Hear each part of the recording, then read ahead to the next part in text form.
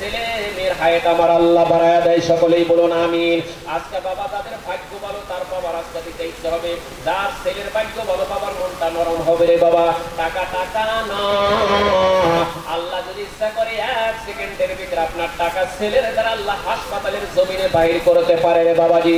যদি টাকা 500 টাকা থাকে আল্লাহর রাস্তায় চাইতে ভাই গুসা করে উঠে যায়েন না।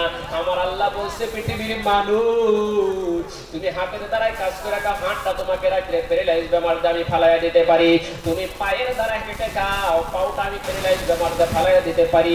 তোমার ইজ্জতের দিকে তুমি তাকাইতে পারবা না রে বাবা। 500 যদি মা বাবা নাই তাদের তো বলা লাগবে না রে বাবা। যার মা নাই বাবা নাই 500 কমসে কম 1000 টাকা নামটা লাগা একটা করে দশক চাইছি বাবা।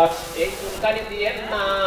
আপনার মা বাবা কবর দিন আপনার মুখের দিকে তাকায় আছে, আপনার ছেলে কবরের মধ্যে রয়েছে আপনার দিকে তাকায় আছে, আপনার বিবি আপনার দিকে তাকায় আছে।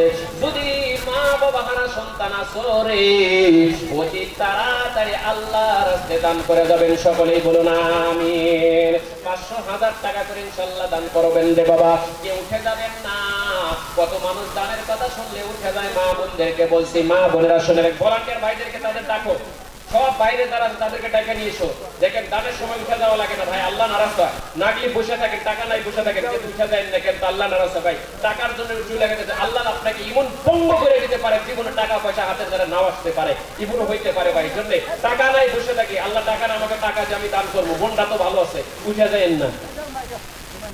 লা ইলাহা ইল্লাল্লাহ, লা ইলাহা।